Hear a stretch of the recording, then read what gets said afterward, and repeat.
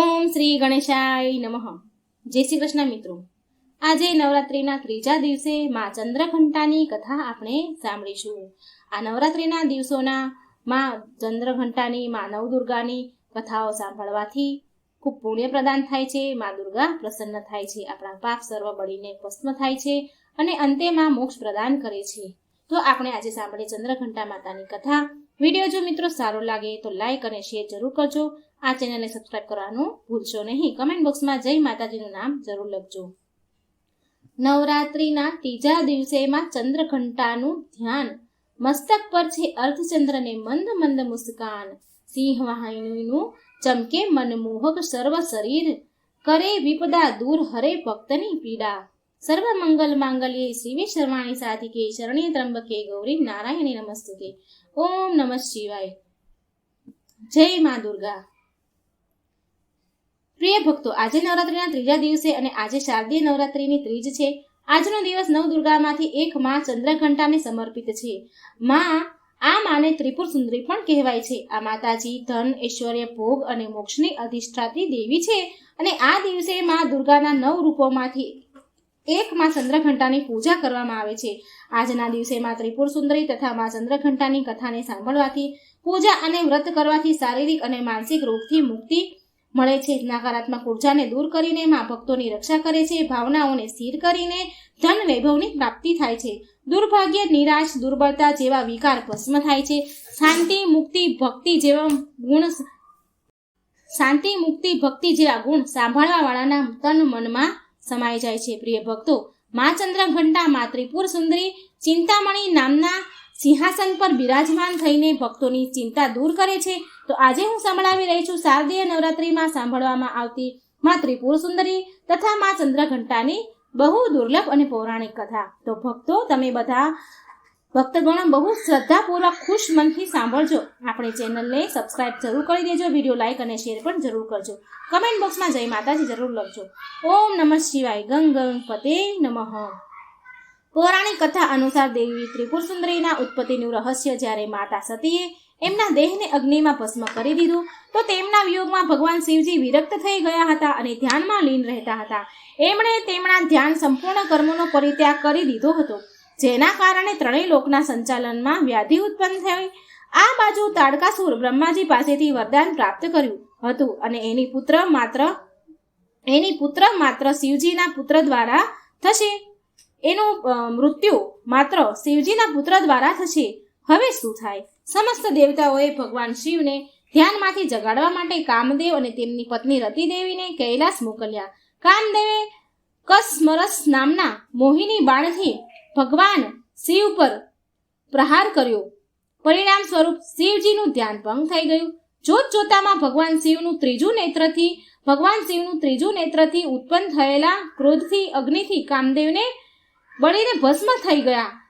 શિવજીના ક્રોધથી જે અગ્નિ ઉત્પન્ન થઈ એનાથી કામદેવ બળીને ભસ્મ થઈ ગયા. કામદેવની પત્ની રતિ દ્વારા અત્યંત દારૂણ વિલાપ કરવાથી ભગવાન શિવે કામદેવને ફરી દ્વાપર યુગમાં ભગવાન શ્રી કૃષ્ણના પુત્રના રૂપમાં જન્મ ધારણ કરવાનું વરદાન આપ્યું અને ત્યારથી અંતર ધ્યાન થઈ ગયા.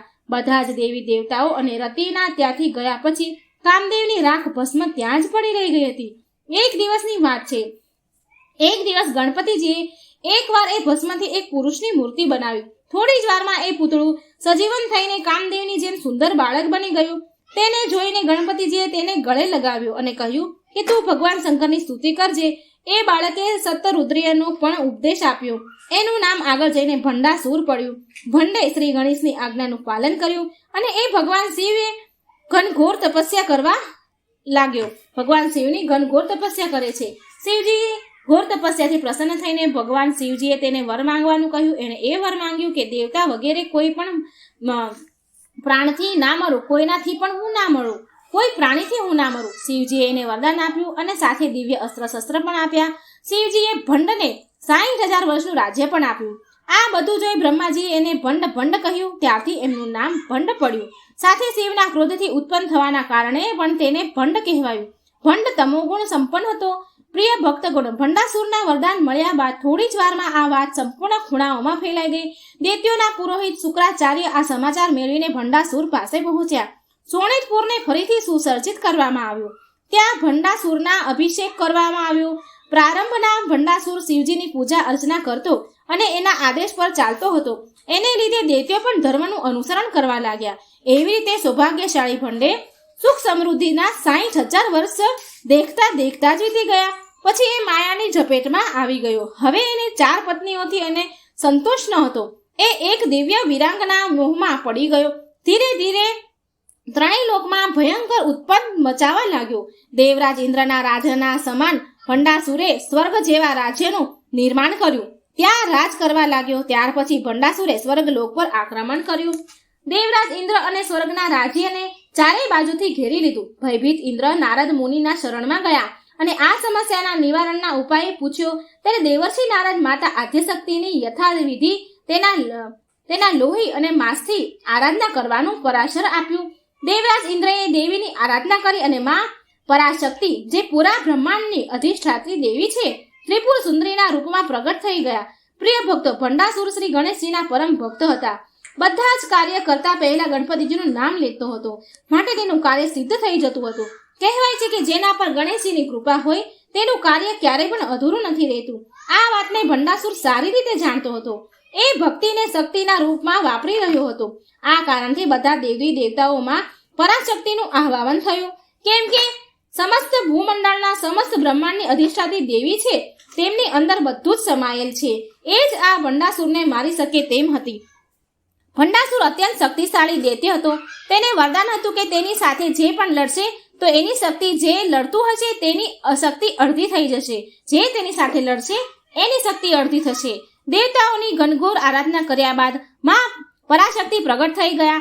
તેમના અદ્ભુત દર્શન મેળવીને દેવતા કૃતાર્થ થઈ ગયા. માં પરાશક્તિનું સ્વસ્વરૂપ સિંગાર દેવીના રૂપમાં હતું. બ્રહ્માજીએ માતાને જોઈને વિચાર્યું કે આમનો વિવાહ શિવજી સાથે જ સંભવ છે, કેમ કે નર વિના નારી અધૂરી રહે છે, અને તેમનું નામ ત્રિપુર સુંદરી રાખ્યું. આટલો સંકલ્પ કરતાની સાથે ભગવાન શંકર કુમાર બનીને ત્યાં પ્રગટ થયા. એ પરા પુરુષ આદિ મહાદેવ સાથે મા ત્રિપુર સુંદરીના વિવાહ કરવામાં આવ્યા. અને પછી માતાનું નામ પડ્યું માતા કામેશ્વરી અને ભગવાન શિવનું નામ પડ્યું મહાકામેશ્વર.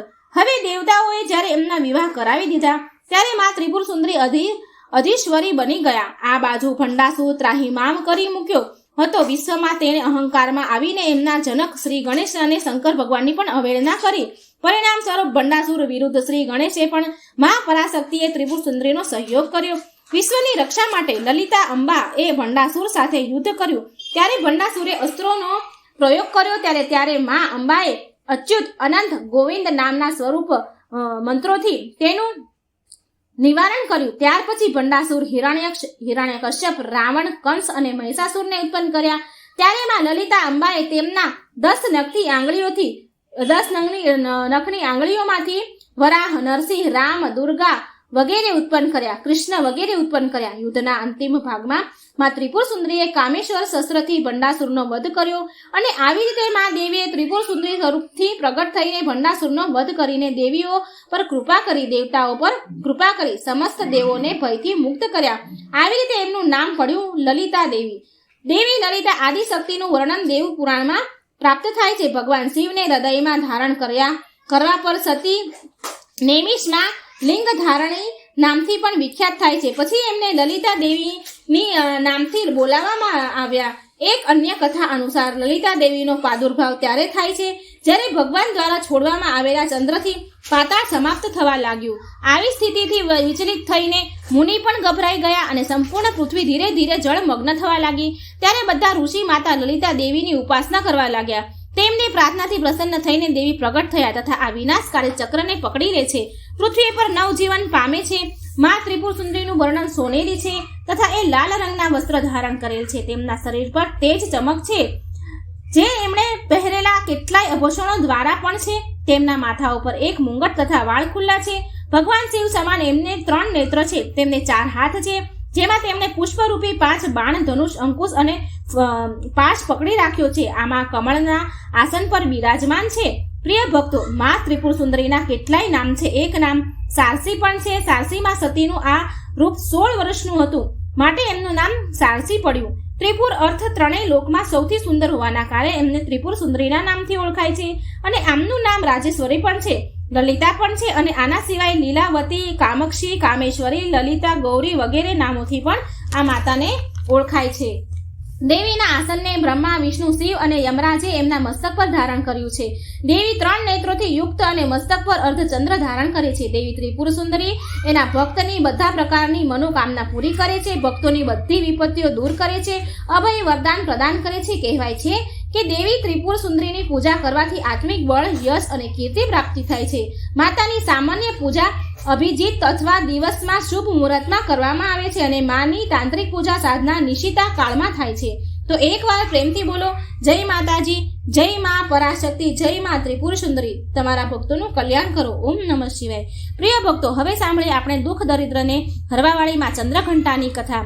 માં ચંદ્રઘંટાની કથા સાંભળવાથી શારીરિક અને માનસિક કષ્ટથી મુક્તિ મળે છે, નકારાત્મક ઉર્જા દૂર થાય છે અને ભક્તોની માં રક્ષા કરે છે, ભાવનાને સ્થિર કરી ધન વૈભવ આપે છે, નિરાશા, નિર્બળ, દરિદ્રતા જેવા વિકાર ભસ્મ થઈ જાય છે, શક્તિ, ઉર્જા, સાહસ જેવા ગુણ સાંભળનારના તન મનમાં સમાઈ જાય છે. તો આજે હું સંભળાવી રહી છું શારદીય નવરાત્રિમાં સાંભળવામાં આવતી માં ચંદ્રઘંટાની દુર્લભ કથા. તો તમે બધા ભક્તગણો આ કથાને બહુ શ્રદ્ધાથી સાંભળજો. પોતાની કઠોર તપસ્યાથી ભગવાન શિવને પાછા મેળવ્યા બાદ દેવી પાર્વતી રાજા હિમવનના મહેલમાં પાછા આવ્યા. રાજા હેમાવતી અને દેવી મેનાવતી એમની પુત્રીને તપસ્યામાં સફળ જોઈને બહુ ખુશ થયા. શિવ અને માતા પાર્વતીના વિવાહનો દિવસ આવ્યો. બધા દેવતા આ વાતથી બહુ ખુશ હતા કે તેમના ભગવાનના વિવાહ થઈ ગયા. ભગવાન શિવના બધા ગણ તેમની જાનમાં સાથે રાજા હિમવનના મહેલમાં ગયા. હવે આ તો ભોળાનાથ છે, તેમનું નામ જ શિવ છે, જે શુભતાને ધારણ કરે છે. તેમને બહારના દેખાવ અને ઔપચારિકતાની કાં જરૂર છે, એની પરવાહ નથી. એ જેવા હતા એવા જ વિવાહ માટે આવી ગયા. વાસુકી અને કચ્છપ જેવા સૌથી ભયાનક સાપ સાથે તેમની માળા, કંગન, કમરબંધ અને વાળીઓ હતા. એમના વાળ ગૂંચવાયેલા હતા. એનું પૂરું શરીર શમશાનની રાખથી ઢંકાયેલું હતું. તેમણે તેના 5 માથા પ્રગટ કર્યા. તે પ્રભાવશાળી, ઉગ્ર અને તીવ્ર દેખાઈ રહ્યા હતા અને મનમાં રાજસી ઘોડા પર સવાર બીજા લોકોના વિરુદ્ધ એક બળદ પર સવાર થઈને આવ્યા હતા.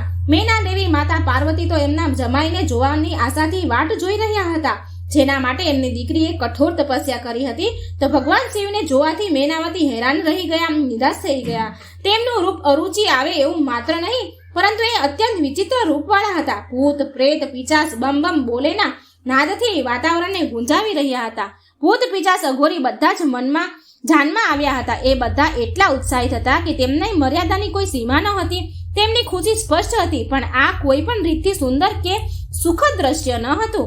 આ ઘટનાને પચાવવા અસમર્થ માતા મેનાવતીએ વિચાર્યું કે એમની શાહી કોમળ દીકરી હવે એમના પતિ જેવા આતંકિત સ્વભાવવાળા વ્યક્તિ સાથે કેવા પ્રાણીઓ વચ્ચે રહેશે. મેના દેવી તો બેભાન થઈ ગયા. દેવી પાર્વતીએ તો શિવજી સાથે ઊંડાણથી આત્માથી સંબંધ જોડી લીધા હતા અને જેવું કે આપણે માં પાર્વતીને બ્રહ્મચારીના રૂપમાં જોયા, એ સપ્ત ઋષિઓ માટે સર્વ સિદ્ધાંતમાં ગુરુ હતા. છતાં પણ એમની પૂરી કરુણા સાથે તેમણે એક માના રૂપમાં મેના દેવીને દુર્દશા સમજ્યા. ભોળાનાથને શાંત થવાનું અને વિવાહ માટે એક સુખદ સ્વરૂપ પ્રગટાવવાનું માટે માને કહ્યું. ભોળાનાથને મનાવવા માટે ગયા. હવે જુઓ, દેવી પાર્વતીએ સ્વયં એમના દિવ્ય રૂપથી મેળ ખાવા માટે ક્ષણભર માટે ઉગ્ર રૂપ ધારણ કરી લીધું. 10 હાથોમાં વિભિન્ન શસ્ત્ર અને મુંગટ હતા. એક ઘંટીના આકારનો ચંદ્રમા હતો. દેવીના આ રૂપને ચંદ્રઘંટાના રૂપમાં પૂજવામાં આવે છે.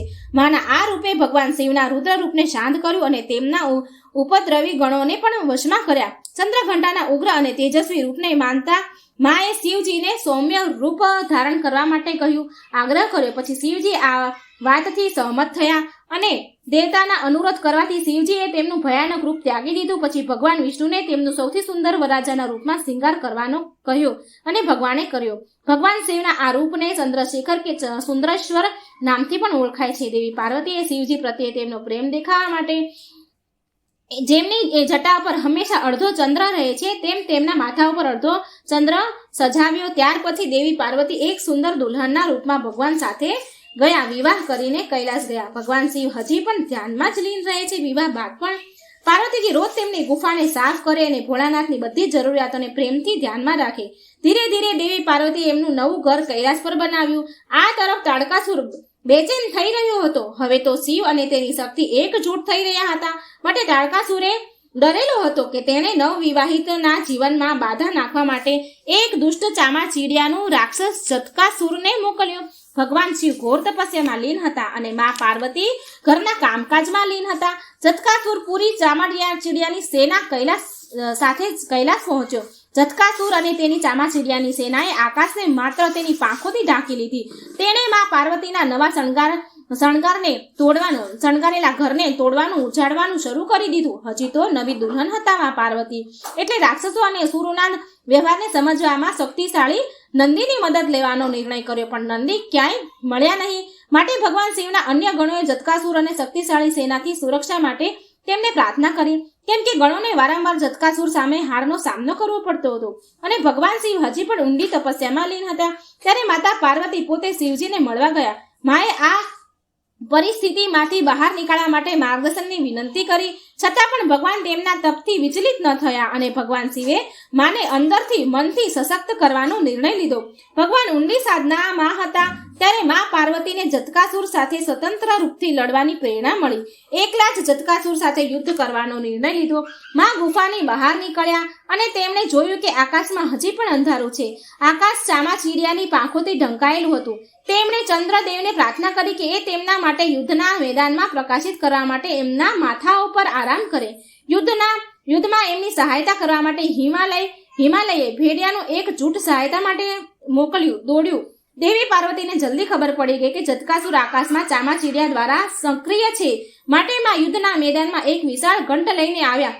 ઘંટ એટલો જોરથી વગાડ્યો કે ચામાચીડિયાઓએ આકાશ સાફ કરી દીધું. જ્યારે ભેડિયાઓમાંથી એક જટકાસુર પર આક્રમણ કર્યું તો દેવી પાર્વતીએ જટકાસુરના માથા પર ઘંટથી પ્રહાર કર્યું, જેનાથી એ એક જ ઝટકામાં મરી ગયો. માથા પર ચંદ્ર અને હાથમાં ઘંટ લઈને દેવીના આ રૂપને બ્રહ્મદેવે ચંદ્રઘંટાના રૂપમાં મહામંડિત કર્યું. મિત્રો, આ કથા એ વાતનું પ્રતીક છે કે આપણી અંદર રહેલી શક્તિને ઓળખો. આના માટે આપણને દેવીની પ્રેરણા જરૂર છે. જેવી રીતે ભગવાન શિવે મનોમન માતા પાર્વતીને કહ્યું કે ચંદ્રઘંટાના રૂપમાં યુદ્ધ કરી પાસે હાજર અપાર શક્તિનો અનુભવ કરાવવા માટે ઘંટીના આકારના અર્ધચંદ્રથી સુશોભિત સોનેરી રંગવાળા અને 10 ભુજાઓવાળા એ સોનેરી સિંહ પર સવાર છે. 8 કોમળ હાથોમાં ત્રિશૂળ, ગદા, તીર, ધનુષ્ય, તલવાર, કમળ, ઘંટ, એક રુદ્રાક્ષ માળા અને એક કમંડળ પાણીનું વાસણ છે. જો કે તેમનો એક હાથ અભય મુદ્રામાં ભયને દૂર કરવા વાળી મુદ્રામાં છે. માએ નારંગી કલરના વસ્ત્ર પહેર્યા છે. એ સિંહ કે વાઘ પર સવાર છે, જે બહાદુરી અને તાકાતનું પ્રતીક છે. જય માતા ચંદ્રઘંટા. એક વાર પ્રેમથી બોલો, જય મા ચંદ્રઘંટા. ઓમ નમઃ શિવાય. જય મા ભગવતી. માતા બ્રહ્મચારિણીની કથા એ લોકો માટે વરદાન રૂપી છે જેના ઘરમાં પૈસાની તંગી હોય કે પછી પૈસા આવે છે તો ટકતા નથી, જેના ઘરમાં દરરોજ કોઈને કોઈ ચિંતા, કલેશ કે બેચેની રહે છે, અને હા, જેની મહેનત તો બહુ છે પણ ભાગ્ય તેનો સાથ નથી આપતું. આવા બધા ભક્ત જો મા બ્રહ્મચારિણીની સાચા હૃદયથી કથા સાંભળે અને યાદ કરે, વ્રત કરે, કથાને શ્રદ્ધા ભાવથી સાંભળે તો મા બ્રહ્મચારિણી જરૂર અસીમ કૃપા તેના પર વરસાવે છે. તો મારા પ્રિય ભક્તજનો, કથાને અંત સુધી સાંભળવા માટે વિનંતી. બહુ સમય પહેલાની આ વાત છે. ભારત વર્ષની પવિત્ર વસુંધરા પર જ્યાં દરેક કણ કણમાં ઈશ્વરનો વાસ છે, તો ત્યાં એક એવો ભક્ત રહેતા હતા. તેનું નામ હતું દેવવ્રત. દેવવ્રત એક સાધારણ મનુષ્ય, પણ એનું હૃદય અસામાન્ય શ્રદ્ધા અને ભક્તિથી ઓતપ્રોત હતું. એ મા બ્રહ્મચારિણીનો અનન્ય ઉપાસક હતા. નિત્ય રોજ વહેલી સવારે પ્રાતઃ કાળે ઉઠીને કલકલ વહેતી નદીના જળમાં સ્નાન કરીને એ તેની ઝૂંપડી પાસે બનેલા નાના એવા મંદિરની મૂર્તિ સામે બેસીને પૂજા પાઠ કરે. એની પૂજામાં કોઈ દેખાવ કે આડંબર ન હોય. બસ હતું તો માત્ર એક નિસ્વાર્થ નિશ્ચલ પ્રેમ અને અગાઢ વિશ્વાસ, જે તેના રોમ રોમમાં સમાયો હતો. નવરાત્રિનો પાવન પર્વ એના માટે વર્ષનો સૌથી મહત્વપૂર્ણ સમય હતો. 9 દિવસમાં તેની તપસ્યા વધારે ગહન થતી જતી. પહેલા દિવસથી જ એ કઠોર વ્રત આરંભ કરી દે અને બીજા દિવસથી જ્યારે મા બ્રહ્મચારિણીની વિશેષ પૂજા થતી હોય તો એની આંખોમાં એક અદ્ભુત ચમક હોય. એ કલાકો સુધી નિર્મળ દ્રષ્ટિથી માને શાંત, સૌમ્ય અને તપસ્વીની રૂપને નિહાળ્યા કરે. માનો એક સ્વયં કે એની આત્મામાં મા બ્રહ્મચારિણી એની આત્મામાં ઉતરી ગયા હોય. માનો કે સ્વયં માં એની આત્મામાં ઉતરીને તેને એમના દિવ્ય તેજથી ભરી દેતા હોય. તેનું જીવન શાંત, સરળ અને સંતોષપૂર્ણ હતું. તેની પત્ની રાધા અને 2 નાના બાળકો રિયા અને રવિ તેના જીવનના સુખદ બગીચાના ફૂલ હતા. દેવવ્રત એક નાનો ખેડૂત હતો જે મહેનત અને ઈમાનદારીથી પરિવારનું ભરણ પોષણ કરતો હતો. ગામમાં તેની ખ્યાતિ એક સજ્જન અને ધર્માત્મા પુરુષના રૂપમાં હતી. બધા જ તેને પ્રેમ કરે અને લોકો તેને સન્માન કરે. પણ નિયતિને કઈ બીજું જ મંજૂર હતું. જીવનની રસધારામાં ક્યારેક ભીષણ ભવંડરમાં બદલી જાય. જીવન આપણું ક્યારે ભવંડરમાં બદલી જાય એ કોઈ નથી જાણતું. દેવવ્રતના જીવનમાં પણ આવું જ થયું. દેવવ્રતના જીવનમાં પણ એક દિવસ અચાનક સંકટોનો પહાડ તૂટી પડ્યો. આ સ્થિતિ એટલી વિકટ અને દર્દનાક હતી કે અચાનક જો કોઈ મનુષ્ય પર આવી વિકટ પરિસ્થિતિ આવે તો સાધારણ મનુષ્યનું હૃદય ફાટી જાય. પહેલો વજ્રઘાત ત્યારે થયો દેવવ્રત પર કે તેના ખેતરમાં લગાતાર 3 વર્ષ સુધી ભયંકર સૂકો કાળ પડ્યો. ખેતરના પાક સુકાઈ ગયા, ધરતી ફાટી ગઈ અને કુવા તળાવો પણ ખાલી થઈ ગયા. જીવન ગુજરાનનું માત્ર એક સાધન ખેતી હતું એ છીનવાઈ ગયું. ભૂખ અને ગરીબીએ ઘરનો દરવાજો ખખડાવ્યો. છતાં પણ દેવવ્રતે હિંમત ન હારી. એણે તેની બધી જમા પૂંજી વાપરી નાખી. પછી કર્જ લીધો, પણ પ્રકૃતિનો પ્રકોપ હતો તે કઈ થોભ્યો નહીં. હજી પણ દેવવ્રત કહે છે, માં, આ કેવી પરીક્ષા છે. અક્ષર માની મૂર્તિ સામે દેવવ્રત હંમેશા માની મૂર્તિ સામે બેસીને માં સાથે વાત કરે. એની આંખોમાં પાણી આવી જતું, પણ તે વહેવા ના દેતો, એમ વિચારીને કે માને મારું રડવાનું પસંદ નહીં આવે. હજી એ આ વિપદા સંકટમાંથી ઉભરવાનો રસ્તો શોધી જ રહ્યો હતો કે એક દિવસ એક ભયાનક મહામારીએ એના ગામને ઝપેટમાં લીધું. એ રોગ, બીમારી એટલી ક્રૂર હતી કે કોઈને સમજવાનો મોકો જ ન મળ્યો. ગામના ગામ ખાલી થઈ ગયા અને આ મહામારીની ઝપેટમાં આવી ગયા. દેવવ્રતનો ખુશખુશાલ નાનો પરિવાર, પહેલા એની પત્ની રાધા અને પછી તેના નાના પ્યારા બાળકો પણ ઝપેટમાં આવી ગયા. દેવવ્રત કહે, નહીં નહીં માં, એ માં, આ તમે શું કરી રહ્યા છો? આમ ચીખી ઉઠે છે. દેવવ્રતનું હૃદય ફાટી રહ્યું હતું. એક એક કરીને દેવવ્રતે તેના જીવનના આધારને તડપતા તડપતા મરતા જોયા. બાળકો અને પત્નીને તડપીને મરતા જોયા. રાધા એની જીવન સંગીની, જેને સુખ દુઃખમાં તેનો સાથ આપ્યો હતો, એ પણ આ દુનિયા છોડીને ચાલી ગઈ. અને તેના બાળકો, રિયાની ખિલખિલાહટ, રવિની માસૂમ નાદાનીઓ, બધું જ એક ભયાવહ સન્નાટામાં બદલાઈ ગયું. દેવવ્રત એના મૃત શરીરને એની બાહોમાં ભરીને કલાકો સુધી રડતો રહ્યો. તેનું હૃદય અપાર કષ્ટ, અપાર દુઃખ, અપાર પીડાથી ભરાઈ ગયું હતું. એવું દુઃખ કે એ કોઈને કહી શકતો ન હતો, કારણ કે હવે એની પાસે કોઈ સાંભળવા વાળું બચ્યું જ ન હતું. ગામવાળા પણ મહામારીના ભયથી દૂર રહેતા હતા અને ઉપરથી એની કિસ્મતને જોઈને બધા જ તેને મનહૂસ સમજવા લાગ્યા હતા. એક દિવસમાં જ તેનો સંસાર ઉજળી ગયો. તેનું ઘર, જે ક્યારેક પ્રેમ અને ખુશીઓથી ભરેલું હતું, ખીલ્યું હતું, એ હવે એક દર્દનાક સુનકારમાં બદલાઈ ગયું. એક દર્દનાક સુનકાર અખાડો બની ગયું. દિવાલો પર હજી પણ તેના નાના બાળકોના ચિત્રેલા ચિત્ર હતા. રાધાની સાડીમાં હજી પણ તેની સુગંધ હતી. આ બધું માત્ર હવે તેને પીડા આપી રહ્યું હતું. એ એકલો પડી ગયો, એટલો એકલો કે તેની આત્માનો કણ કણ ચીખી રહ્યો હતો. તેનું શરીર સુકાઈને કાંટો બની ગયું. ભૂખ, તરસ અને ભયંકર પીડાએ તેને અંદરથી ખોખલો કરી નાખ્યો. રાતો રાત જાગતો, રાત એની જાગીને વીતતી, દિવસ શૂન્યમાં વીતતો. ક્યારેક ક્યારેક એને એવું લાગતું કે તેની ધીરજ જવાબ આપી રહી છે. તેની ધીરજ હવે જવાબ આપી જ દેશે. એ બધું જ છોડીને ક્યાંક દૂર ચાલી જાય છે કે પછી તે તેના પ્રાણ ત્યાગી દે, આવો વિચાર કરે છે. પણ પછી એને યાદ આવે માં બ્રહ્મચારીની પ્રતિમા, તેમની શાંત મુદ્રા. એ મૂર્તિ જોઈને એના મનમાં એક ધીમો પ્રકાશ ઝગમગતો હતો અને બોલતો, કે ના, હું હાર નહીં માનું. માં બ્રહ્મચારીણી મારી પરીક્ષા લઈ રહ્યા છે. એ મારી શ્રદ્ધાની પરીક્ષા લઈ રહ્યા છે, કસોટી કરી રહ્યા છે. જગત જનની માં બ્રહ્મચારીણી દિવ્ય લોકમાં કૈલાસના સુરમ્ય શિખરોમાં બિરાજમાન હતા.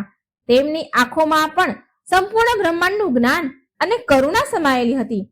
સહસ્ત્ર મીલ દૂર પૃથ્વી પર તેમના એ અનન્ય ભક્ત દેવવ્રતની અનહદ પીડા અને આંસુને માં સ્પષ્ટ રૂપથી જોઈ રહ્યા હતા. જ્યારે માએ દેવવ્રતને એક એક કરીને તેના પ્રિયજનોને ગુમાવતા જોયા તો એમની આંખોમાં પણ પાણી આવી ગયા. દિવ્ય આંસુ જે મનુષ્યના કષ્ટના કારણે છલકતા અને તેમનું હૃદય વિચલિત થઈ જતું. એક માનું હૃદય કેવી રીતે તેના બાળકને અગ્નિ પરીક્ષાથી ગુજરતા જોઈ શકે અને શાંત રહી શકે? પણ મા બ્રહ્મચારીણી વિધિના બંધનમાં બંધાયેલા હતા. આ તો બ્રહ્માંડનો અટલ નિયમ હતો. તપસ્યા ત્યાગ અને શ્રદ્ધાની અગ્નિમાં તપ કરીને આત્મા શુદ્ધ અને બળવાન બને છે. માં જાણતા હતા કે દેવવ્રતની આ પરીક્ષા તેમના તૂટવા માટે નહીં, પણ તેને વધારે દ્રઢ બનાવવા માટે છે. તેના મુખમાં કઠોરતા હતી, એક અલૌકિક દ્રઢતા જે તેમના બ્રહ્મચારિણી સ્વરૂપનું અભિન્ન અંગ હતું. માનું હૃદય કઠોર થઈ ચૂક્યું હતું. નહીં કઠોર એટલે કે એવું કઠોર નહીં કે માની અંદર દયા ન હતી, પણ કઠોર એટલા માટે કે તેને સર્વોચ્ચ જ્ઞાન અને ન્યાયના પથમાં અટલ રહેવાનું હતું. માં જાણતા હતા કે જો એ હમણાં હસ્તક્ષેપ કરશે તો દેવવ્રતની તપસ્યા અધૂરી રહી જશે અને તેને પરમ આનંદ અને આત્મા જ્ઞાનથી વંચિત રહી જશે. દેવવ્રત જે અતઃ અપાર પીડા બાદ પછી જ પ્રાપ્ત થાય છે. માં જાણતા હતા કે એ હમણાં જો હસ્તક્ષેપ કરશે તો દેવવ્રતની તપસ્યા અધૂરી રહી જશે અને તેને પરમ આનંદ અને આત્મા જ્ઞાનથી તે વંચિત રહી જશે. પીડા બાદ જ આ પ્રાપ્ત થાય છે. માં પૃથ્વી પરના મનુષ્યની પીડા, તેની ક્ષણ માત્રની ખુશીઓ અને અનંત દુઃખો જોતા રહેતા હતા. મનુષ્યનું જીવન જ એક તપસ્યા છે. માં અક્ષર તેના મનમાં કહેતા કે તે પ્રેમ કરે છે અને ગુમાવે છે, ફરી પ્રેમ કરે છે, નિર્માણ કરે છે, નષ્ટ થાય છે, ફરી નિર્માણ કરે છે. આ ચક્ર તો ચાલ્યા કરે છે અને આ ચક્રમાં આત્માનો વિકાસ થાય છે. માની દિવ્ય વાણી ગુંજે છે કે જે સાચું તપ કરે છે, શ્રદ્ધાના માર્ગ પર ચાલે છે, એને ભય નથી લાગતો. એને ખબર હોય છે કે કષ્ટ એક અવસર છે, દરેક ચુનૌતી એક સીડી છે. તેમની આંખોમાંથી વહેતા આંસુ એક દિવ્ય શક્તિમાં બદલી જાય છે, જે અદ્રશ્ય રૂપથી દેવવ્રતને શક્તિ પ્રદાન કરતી હતી. દેવવ્રતનું શરીર દુર્બળ થઈ ગયું હતું. ગામના લોકો તેને પાગલ સમજવા લાગ્યા હતા. એ એના ઉજ્જડ ઘરમાં બેસી રહેતો અને બસ માના ફોટાને જોયા કરે. તેણે ખાવા પીવાનું લગભગ છોડી જ દીધું હતું. બસ ક્યારેક ક્યારેક પાણી પીવે. તેની તપસ્યા હવે વધારે કઠોર થઈ હતી. દરેક દિવસે એ જ નાના મંદિરમાં જતો જ્યાં તેની પત્ની અને બાળકોને અંતિમ વાર તેણે જોયા અને કલાકો આંખો બંધ કરીને મા બ્રહ્મચારીનું ધ્યાન કરે.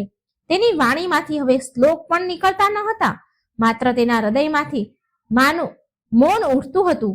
હે માં, હે માં. તેના હૃદયનો પોકાર બસ આવો જ હતો.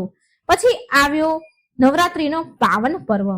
આ વખતે નવરાત્રીના આગમન પર પણ દેવવ્રતના મનમાં કોઈ ઉત્સાહ ન હતો, ના ઉમંગ હતો. પાછલી નવરાત્રીમાં તેના બાળકો અને તેની પત્ની એટલા ખુશ હતા કે રિયાએ તો માં માટે નાની એવી ચૂંદડી શણગારી હતી અને રવિએ ફૂલોથી મંદિર સજાવ્યું હતું. એ યાદોથી એના હૃદયમાં અપાર કષ્ટ ભરાઈ ગયું. દેવવ્રત જાણતો હતો કે આ પીડા એ કોઈને કહી શકતો ન હતો. એ માત્ર એટલું જાણતો હતો કે બસ હાર નથી માનવાની. આ જ એની તપસ્યા હતી. આ ગહન અપાર પીડામાં પણ માની આરાધના કરવી. પહેલા દિવસે શૈલપુત્રી માના ચરણ પૂંજતા એના હોઠ સુકાઈ ગયા હતા. આંખમાંથી આંસુનો સમુદ્ર ઉમટી રહ્યો હતો. તેનું મન વારંવાર ડોલતું હતું કે શું હજી પણ શ્રદ્ધા રાખી શકું છું માં? આટલું બધું થયા પછી પણ પછી માની પ્રતિમા તેને શાંત કરી દેતી હતી. બીજા દિવસે જ્યારે માં બ્રહ્મચારિણીની વિશેષ પૂજા થઈ તો દેવવ્રતે તેને પોતાને પૂરી રીતે માના ચરણમાં સમર્પિત કરી દીધું. એ તેના જીવનના મીઠા દિવસને યાદ કરે જ્યારે એ ઉત્સાહમાં બ્રહ્મચારિણી માનું વ્રત રાખતો હતો. આજે તો એની પાસે ના પત્ની છે, ના બાળકો હતા, ના ધન હતું અને ના અન્ન હતું. બસ હતું તો માત્ર ભાંગી પડેલું હૃદય અને મા પરનો અતૂટ વિશ્વાસ, શ્રદ્ધા. એ મોડે સુધી રાતમાં મંદિરમાં બેસી રહે, આંખમાં આંસુ ભરીને પણ વાણીમાં માનું નામ. એણે પોતાની જાતને કહ્યું, માં, તમે મને બધું જ દીધું હતું અને હવે તમે બધું જ લઈ લીધું, પણ એક વસ્તુ તમે મારી પાસેથી ક્યારેય નહીં છીનવી શકો, અને એ છે તમારા પરનો મારો વિશ્વાસ. આ મારું તપ, મારી પ્રતિજ્ઞા છે કે જ્યાં સુધી મારામાં શ્વાસ છે ત્યાં સુધી હું તમારું નામ જપતો રહીશ. દિવસ વીતતા ગયા. નવરાત્રીનો ત્રીજો, ચોથો, પાંચમો દરેક દિવસ દેવવ્રતનું શરીર સુકાતું ગયું, પણ એની આત્મા વધારે અધિક ને અધિક દ્રઢ બનતી જતી હતી. એ તેની દરેક પીડાને, તેના દરેક આંસુને, તેના દરેક શ્વાસને માના ચરણોમાં અર્પણ કરે. ગામના અમુક દયાળુ લોકોએ તેને ભોજન આપવાની કોશિશ કરી, પણ દેવવ્રતે વિનમ્રતાથી ના કહી. તેનું વ્રત હવે માત્ર અન્ન જળ ત્યાગ કરવાનું જ ન હતું, પરંતુ તેનું વ્રત સંસારના મોહમાંથી મુક્ત થવાનું હતું. તેની તપસ્યા આંતરિક હતી. તેની આત્માની શુદ્ધિથી તપસ્યામાં બ્રહ્મચારિણી તેના દિવ્ય લોકથી હસી રહ્યા હતા. માની આંખમાંથી હવે આંસુ નહોતા વહેતા, પરંતુ એક દિવ્ય પ્રકાશ નીકળી રહ્યો હતો. માએ વિચાર્યું કે મનુષ્યનું હૃદય કેટલું અદ્ભુત છે. એ કેટલી પીડા સહન કરે છે અને છતાં પણ શ્રદ્ધા અને પ્રેમને છોડતો નથી. માની કઠોરતા હવે પીગળવા લાગી હતી, કેમ કે દેવવ્રતે એની પરીક્ષા પૂરી કરી લીધી હતી. તેણે સાબિત કરી દીધું હતું કે તેની શ્રદ્ધા અટલ છે, તેની તપસ્યા અવિચલ છે. અંતે નવરાત્રીનો છેલ્લો દિવસ આવી ગયો, નવમીનો પાવન દિવસ. દેવવ્રત હવે એક હાડપિંજર બનીને રહી ગયો હતો. મંદિરમાં બેઠો હતો, તેની આંખો બંધ હતી, હોઠ ધીરે ધીરે ગુંજતા હતા, બોલતા હતા, હે મા બ્રહ્મચારિણી, હે મા બ્રહ્મચારિણીનો જાપ કરી રહ્યા હતા. તેનું શરીર ભૂખ અને કમજોરીથી કંપી રહ્યું હતું, પણ આ એના મનમાં એક અદ્ભુત શાંતિ હતી. એક વિજય જીતવાનો, એક વિજય મેળવવાનો ભાવ હતો. એને લાગી રહ્યું હતું કે માનો આજે તેની તપસ્યા પૂરી થવાની છે. અને ત્યારે એક અલૌકિક પ્રકાશથી પૂરું મંદિર ઝગમગવા લાગ્યું. એ પ્રકાશ એટલો બધો તેજ હતો કે દેવવ્રતને તેની આંખો ખોલવામાં પણ ડર લાગતો હતો. તેના કાનમાં એક દિવ્ય અને મધુર મમતામય વાણી ગૂંજી, જેણે તેના રોમમાં કંપન છૂટાવી દીધું. ઉઠ મારા પુત્ર દેવવ્રત, ઉઠ, તારી આંખો ખોલ. દેવવ્રતે ધીરે ધીરે એની આંખો ખોલી. સામે જ્યાં મા બ્રહ્મચારિણીની મૂર્તિ હતી ત્યાં એક દિવ્ય સ્વરૂપવાળી દેવી ઊભા હતા. એના મુખમાં એક અનંત કરુણા હતી. આંખોમાં બ્રહ્માંડનો પ્રેમ અને શક્તિ સમાયેલી હતી. તેમના શ્વેત વસ્ત્રથી એક અદ્ભુત આભા નીકળી રહી હતી અને તેમના હાથમાં કમંડળ અને જપમાળા હતી. આ સ્વયં માં બ્રહ્મચારિણી હતા. માનું આ અલૌકિક રૂપ જોઈને દેવવ્રત એના ગોઠણ ભર પડી ગયું. તેના મોંમાંથી, એના મુખમાંથી શબ્દ નીકળી રહ્યા ન હતા. બસ એની આંખોમાંથી આંસુની ધારા વહી રહી હતી. આ આંસુ દુઃખના ન હતા, આ તો આનંદના આંસુ હતા, શ્રદ્ધાની પરાકાષ્ઠાના આંસુ હતા. માં, માં, મારી માં, બસ આટલું જ દેવવ્રતના મુખમાંથી શબ્દ નીકળી રહ્યા હતા. મા બ્રહ્મચારિણીએ એના દિવ્ય હાથથી દેવવ્રતને ઊભો કર્યો. માના સ્પર્શથી બધા કષ્ટ, શરીરની દુર્બળતા બધું જ મટી ગયું. તેના શરીરમાં એક નવી ઉર્જાનો સંચાર થયો. તેના હૃદયમાં એક અદ્ભુત શાંતિ ભરાઈ ગઈ. માએ તેને પ્રેમથી જોયો અને કહ્યું, હે મારા પુત્ર, તે તારી તપસ્યા પૂરી કરી છે. મેં તારી દરેક પીડા જોઈ છે, તારા દરેક આંસુને અનુભવ્યા છે. મારું હૃદય પણ તારા કષ્ટથી વિચલિત થયું છે, પણ વિધિના બંધનમાં બંધાયેલી હોવાના કારણે સીધો હસ્તક્ષેપ હું ન કરી શકું. આ તારી અગ્નિ પરીક્ષા હતી અને તું એમાં ખરો ઉતર્યો છે. માની વાણીમાં અનંત મમતા હતી. એ દેવવ્રતના હૃદયને ઠંડક આપી રહી હતી. દેવવ્રત કહે છે, માં, મેં એવું ક્યારેય વિચાર્યું ન હતું કે માં તમે મને દર્શન આપશો. હું તો માત્ર તમારું નામ જપી રહ્યો હતો, કેમ કે તમારા સિવાય મારું કોઈ નથી. મા બ્રહ્મચારિણીએ મધુર હાસ્ય કરતા કહ્યું કે તે એમ વિચાર્યું કે તારી પાસે કોઈ નથી? તો પુત્ર, જેણે મને તેના હૃદયમાં વસાવી હોય એની પાસે ભલા કેમ કોઈ ન હોય? હું સદાય તારી સાથે હતી. તારા દરેક ડગલે ને પગલે, દરેક આંસુમાં મેં તને ક્યારેય એકલો નથી છોડ્યો. જે કષ્ટ તે સહન કર્યા છે એ તારી આત્માને શુદ્ધ કરવા માટે હતા, તને આ સંસારમાંથી ઉપર ઉઠાવવા માટે હતા. આ તારી તપસ્યાનું પરિણામ છે કે તું આજે સત્યનો અનુભવ કરી રહ્યો છે. માની વાણી એક શાશ્વત અને સત્યથી ગુંજી ઉઠે છે, જે માત્ર દેવવ્રત માટે નહીં પણ સમસ્ત માનવ જાતિ માટે એક સંદેશ આપે છે. માની આંખોમાંથી તેજ નીકળી રહ્યું હતું. દેવવ્રત સાંભળ મારા પુત્ર, આ વાતને તારા હૃદયમાં ઉતારી લે છે. જે પણ સાચા મનથી તપ કરે છે, જે પણ સાચી શ્રદ્ધાથી મને યાદ કરે છે, મારું સ્મરણ કરે છે, એને ક્યારેય હારનો સામનો કરવો નહીં પડે. માએ દેવવ્રતના માથા ઉપર હાથ મૂક્યો. સંસારમાં તો કષ્ટ આવશે, વિપદાઓ આવશે, ચુનૌતીઓ પણ આવશે. જીવન ચુનૌતીનો સંગમ છે, પરંતુ જે આ ચુનૌતીઓથી ગભરાઈને તેનો વિશ્વાસ છોડી દે છે એ હારી જાય છે. અને જે તેની શ્રદ્ધાને અડગ રાખે છે, જે દરેક પીડાને તપસ્યા સમજીને સહજ સ્વીકાર કરે છે, એ અંતે વિજય થાય છે. આ વિજય સંસારના સુખોની, સમૃદ્ધિની નથી હોતી, પણ આ વિજય આત્માની હોય છે, મનની હોય છે, પરમ શાંતિની હોય છે. માં આગળ બોલ્યા કે તારા પરિવારની આત્માની શાંતિ, તારા પરિવારને આત્માને શાંતિ મળી ચૂકી છે. એ તારા તપના કારણે મોક્ષના માર્ગ પર અગ્રેસર થયા છે. તું હવે મુક્ત છે.